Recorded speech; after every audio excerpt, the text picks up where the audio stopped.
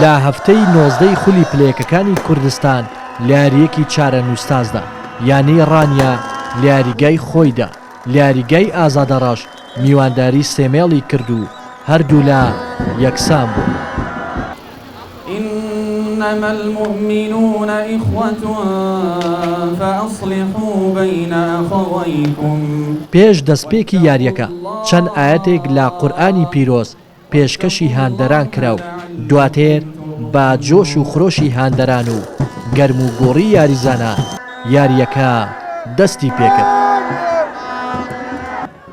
لە سەرەتای گێمی یەکەمدا یاریزانانی ڕانیا بە هیوای گەشتن بە نایاب دەستیان پێکرد و باشتر دەبیندران توانیان لە خولەکی 25 یاریەکەدا گۆڵێک تۆمار بکەن و پێش بکەون. هەوڵی یاریزانانی سێمێڵ بێسوود بوو. گێمی یەکەم بە گۆڵێک لە سوودی ڕانیا کۆتایی پێهات.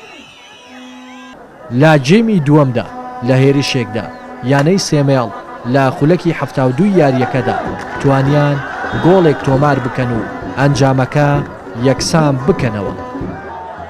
سەرنجام تا کۆتایی یاریەکە وەک خۆی مایەوە و هەردوو لا بە گۆڵێک یەکسان بوو.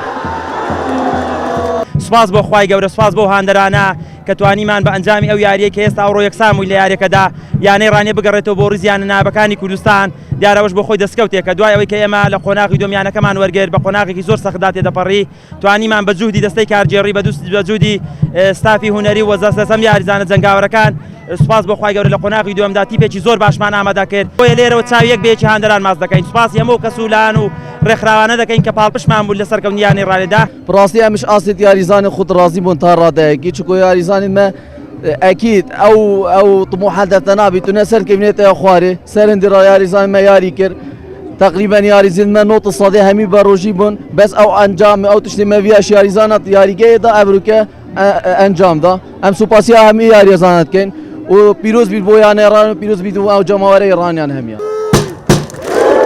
پاڵپشت بە هاندەرە سەرسەختەکانی دوای 23 ساڵ چاوەڕوانی سەرنجام ئەم ڕۆیانەی ڕانیا توانی بگاتەوە بە خولی نایابی کوردستان و وەرزی داهات و لە ڕیزی یانە گەورەکاندا دەبیندرێت.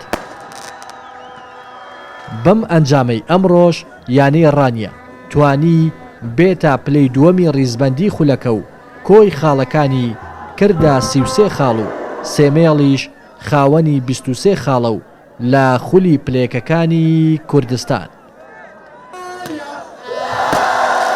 لە یاریگەی ئازادەڕەش تایبەت بەیانەی ڕانیا ڕێناس ئەرسەلان کەناڵی پەیام.